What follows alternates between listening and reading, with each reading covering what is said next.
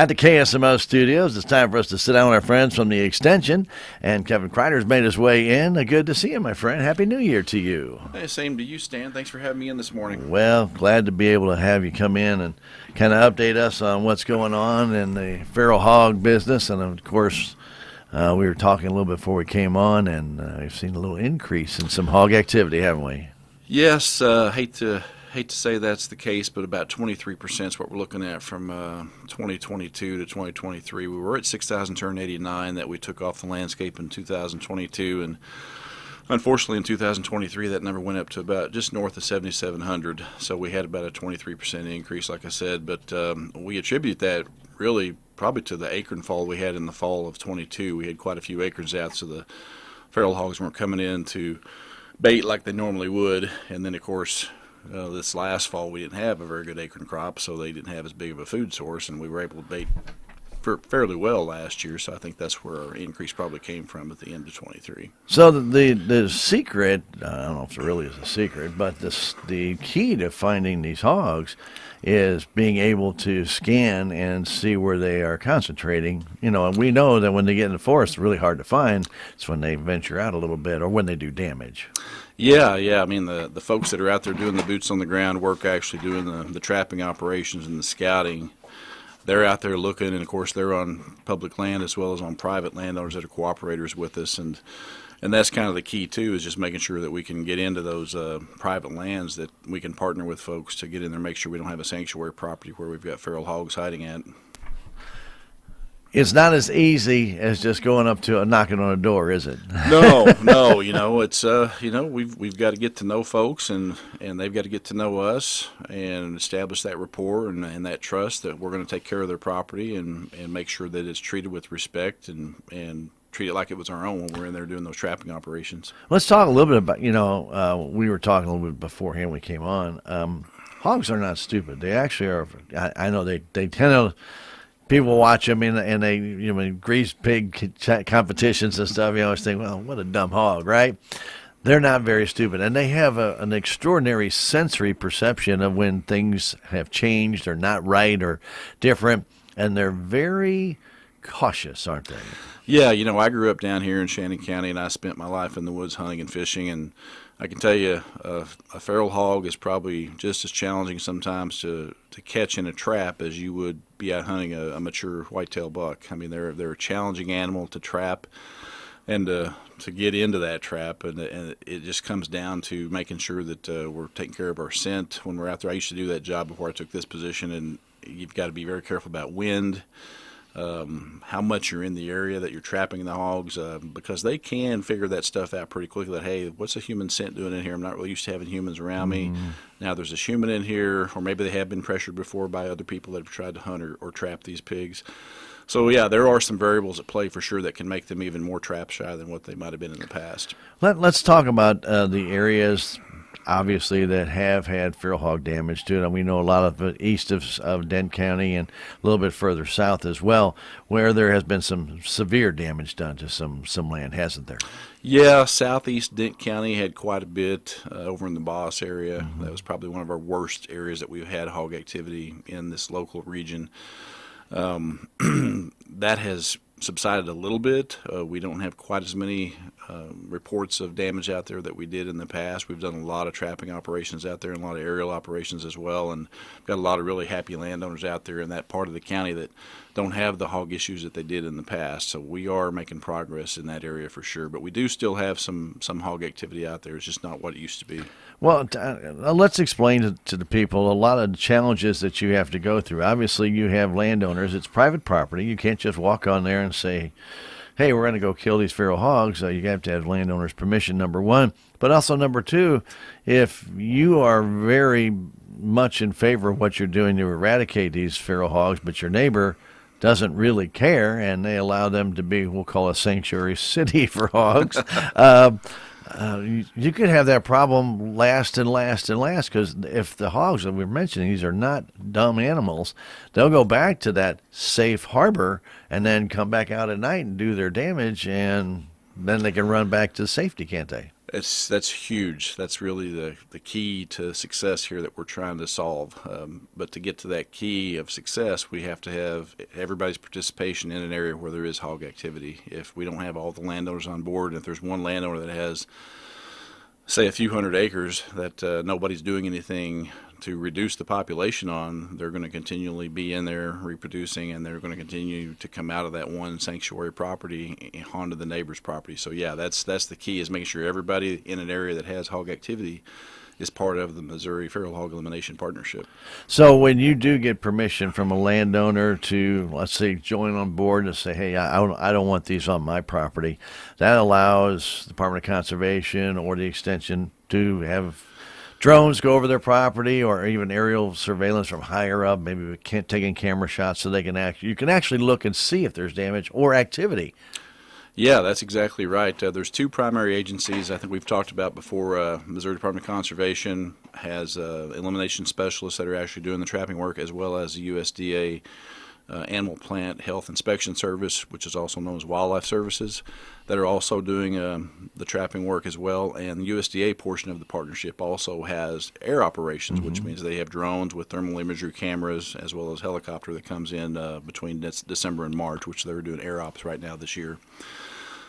So that's kind of the key. We've got to have the access for those folks that are doing the elimination part of the job out there on those properties, but we have to have that permission, and that's critical for this to be successful. And we're getting the job done, but obviously there's still a lot of private lands that have hog activity in and around them, and we need to have those partners to access those properties to get those other hogs out of there. Partnership for the betterment. It's not to detriment anybody, is it? Yeah, I mean, if you think about it, like we've talked about previously, Missouri is number 2 in hay production, number 3 in beef cattle production. I guarantee you that all of us know somebody that's in the cattle business, and if we're not trying to help out those neighbors, then we're hurting our neighbors, and that's the unfortunate part of this, is that we've got to look at this from a landowner perspective as a partner with our fellow neighbors and our cities and counties here in southern Missouri. That what can I do to help out my neighbor down the road that has a 300-acre cattle operation with several hayfields, and we know that there's hog activity. We've got to get access to all those properties just to make sure that they don't suffer more damage. One of the real scares, though, Kevin, is that this could go from this area north, go further north, who knows how far, and continue to spread. And when you get to North Missouri, you got a lot of flatlands and a lot of different soybean fields, corn fields, things of that nature, and they could tear those up in a heartbeat. Yeah, and that's part of our job, too, with Extension, as we do talk to those other producers, such as soybean, the pork producers. Obviously, they didn't want to get feral hogs mixed up with their pork-producing industry as well. So there's other collateral industries that can be definitely affected by this, especially if they did get out of control and move further north. If we didn't keep doing what we're doing, they cross 44 and get up into that northern part of Missouri, that could definitely turn into a bigger issue for everyone. Not just the economy down here, but it could affect other industries that are ag-related as well, such as soybeans and the pork producers that are further north. So like any animal, they're scouring for food, and wherever it takes them, that's where it takes them, isn't it? Yeah. And I'll say this, too, our highest counties of take off the landscape this last year in 2023 were Shannon County and Oregon County, were I think the top two. I think Madison was in there as well, but the top counties were, again, down in these big river drainages down in southern Missouri, with the 11-Point River, the Current River, the Jacks Fork, the Black River over toward Wayne County and over toward Reynolds County. Those are all big river drainages that we typically see a lot more activity. Plus, there's a lot of big land in there, too, for the timber for the hogs to hide in. Exactly. A lot of national forest out that way, a lot of public ground. You betcha. And that's really what people have to understand, because with that natural ground cover. Yeah, you talk about the National Scenic Riverways, you talk about the Mark Twain National Forest, you talk about Pioneer Forest, you talk about all those areas that are protected. Hard to be able to get in there, and you can't do anything with those areas, can you? It's tough. I mean, that's why we need those partners on the surrounding areas that have private properties that may have hog activity. The partnership is key to that. We have to be able to get in there, because they're not always going to be in public ground. They'll come off the public ground and sometimes get into private. Sure. And they'll follow the drainages up, and you might end up going from a public, river drainage up into a private area that is part of the tributary to that watershed. And next thing you know, we've got a new 20 or 30 hog group sounder on private land that wasn't there before because they just simply followed the tributary up to that drainage. Can you, for our listeners, kind of briefly explain, okay, so let's say the Department of Conservation spots 15 feral hogs in this area. It's not just all of a sudden they spot hogs. We're going to go set up a trap today. We're going to get this done. This is a timely process. It takes some time to get this set up, done properly, to make sure it's a good capture. You don't want to just go out there and get 2 or 3. Yeah. You want to get 15 or 20. Yeah. And, I'll compare it to hunting. If you're a deer hunter or a turkey hunter and, you've got a particular buck you're trying to pattern for deer season, you're trying to learn where his range is and where he's at most of the time. The feral hog trapping isn't much different than that. You're out in the woods, you're scouting, you're putting cameras up, you're putting bait out, trying to figure out how many hogs are in the sounder that you're looking for based on the sign you're seeing on the landscape.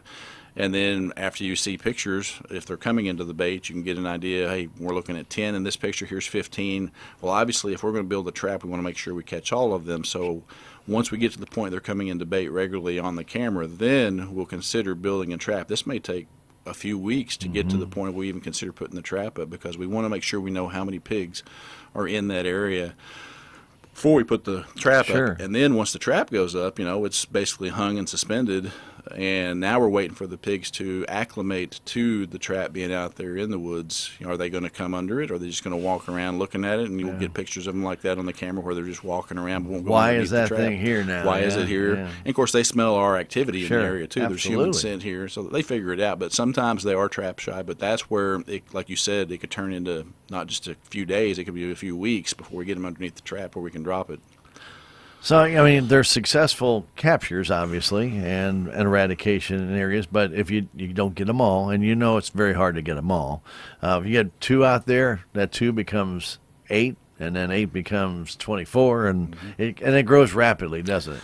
Yeah, I'm sure everyone's aware that hogs breed twice a year, and their litter size is between usually 6 and 12, and of course there's other factors that can decide on if they survive. If it's wintertime when they're born, if there's predation, if there's a chance for a predator to maybe pick one off. But those mama sows are pretty good about protecting their little ones too. So predation isn't a big factor. It's usually mortality from weather, if anything, and being hypothermic if it's real cold out and they can't stay warm. But they are very good at piling up in a pile and hiding out somewhere where they can all bundle up and stay warm, basically huddled up against each other. But those are the kinds of things, though, that if you breed a sow twice in a year, you could have another 12 to 24 pigs that you didn't expect to have. Yeah.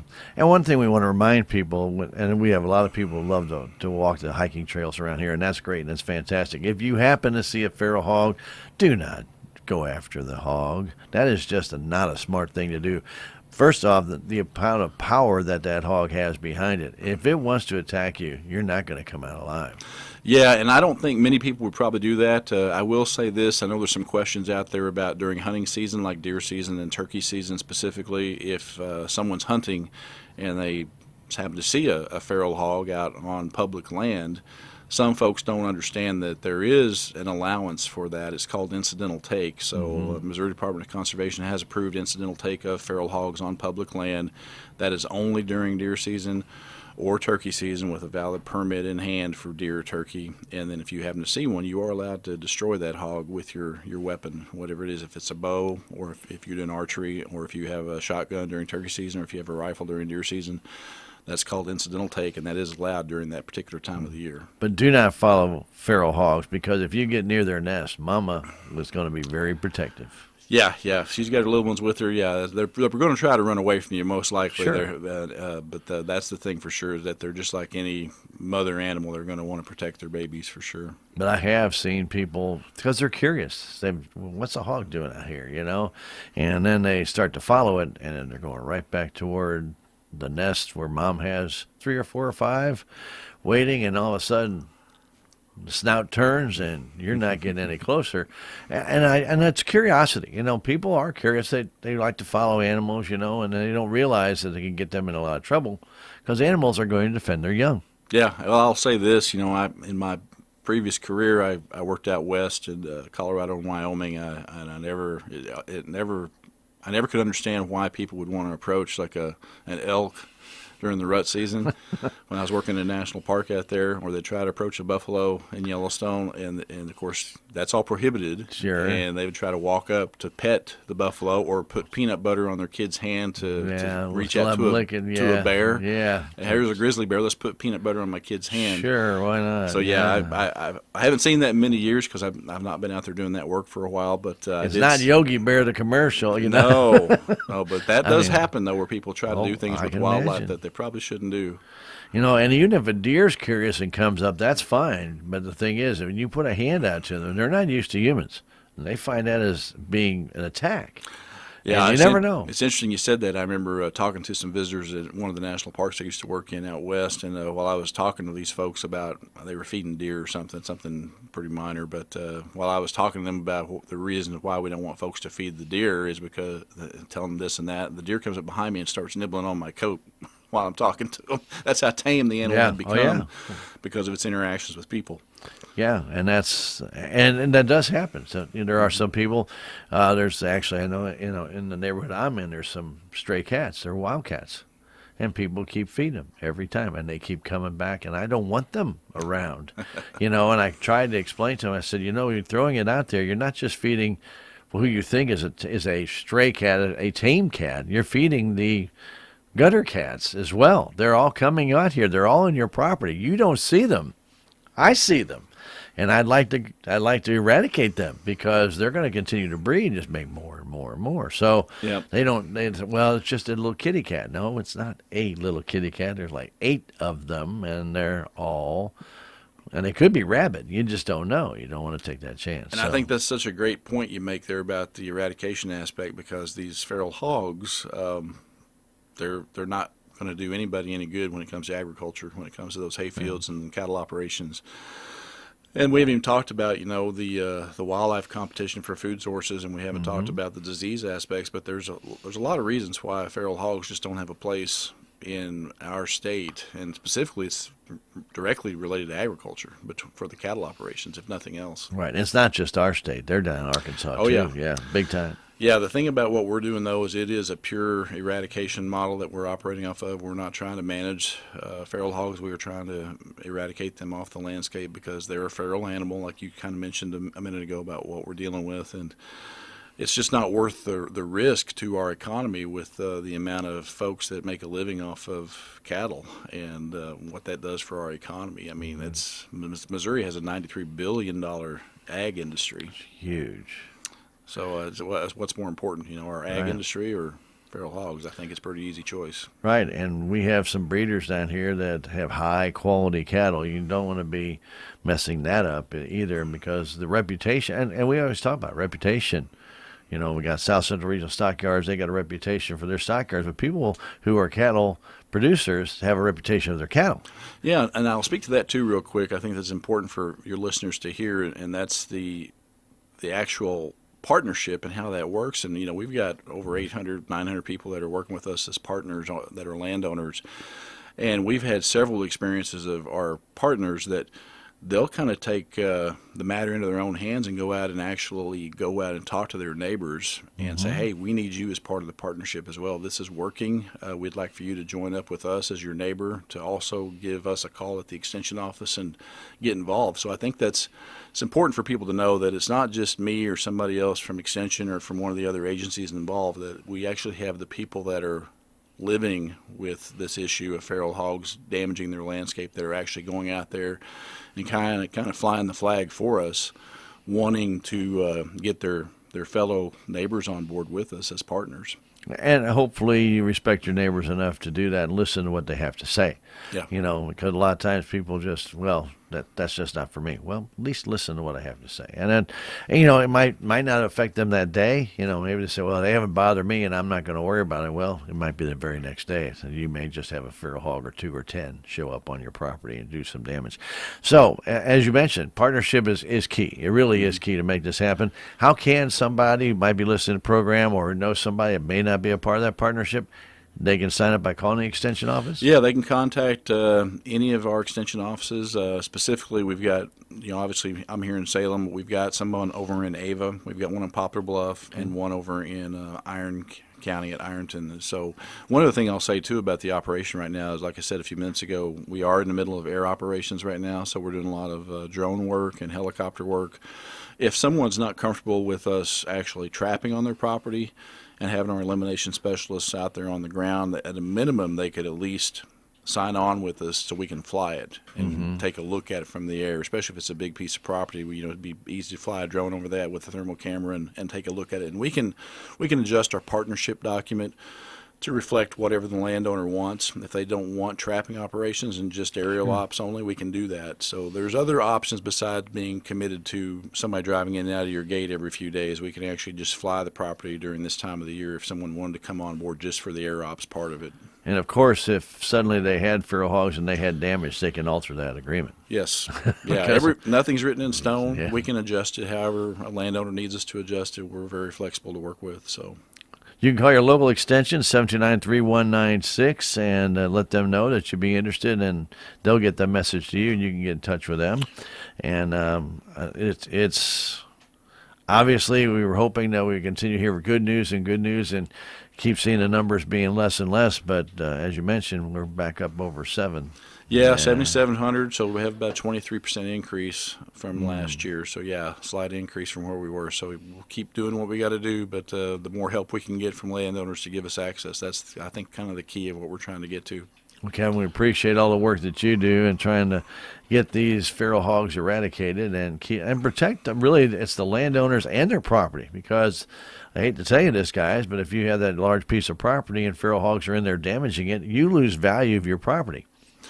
Yeah, and that's the thing that I can't say enough is that they're not just going to stay on one property. They're going to come off of one person's property, go to another. In fact, I'm dealing with that right now over in Texas County, where I've got several landowners being affected, but they have sanctuary areas where they can hide, and that's not going to help us. We have to get access to all those properties to be successful at this. Yeah, you don't really want to see, and if you haven't seen the damage feral hog can do, there are pictures online that you can go look at, and they will absolutely just tear a field apart. Whether you think that could happen to your field or not, not a good.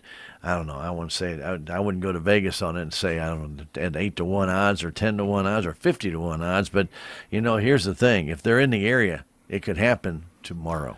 Yeah, I've seen when I was doing the trapping job, I've seen a field that was 40 acres of nice, pristine fescue one day, and then 2 days later, it looked like a disc went through it. So it doesn't take long for especially a big group of hogs. They can turn it over quick. Yeah, absolutely, and they just rut through it, and they don't care. It's just totally damaging it. But again, Kevin, thank you for coming in. Kevin Kreider, working to eradicate our feral hogs. We do appreciate that. And again, if you have any questions, you can get a hold of Kevin. You want to give your number out, or you just want to have him go through the extension? Extension office is perfect. Okay, 729-3196. I know you're a lot of areas that you can't get cell service. Yeah, so, and I do cover 6 counties. Yeah, so. You're kind of on the go a lot. But we do appreciate you coming in. We haven't visited in about 6 or 7 months, so I'm glad you're able to come in and update us. Not glad to hear the news that are coming back. But, reality is reality, and you have to be ready to adjust no matter what the situation might be. Thank you, my friend. Really do appreciate that. Kevin Kreider representing our Dent County Extension this morning right here on KSMO.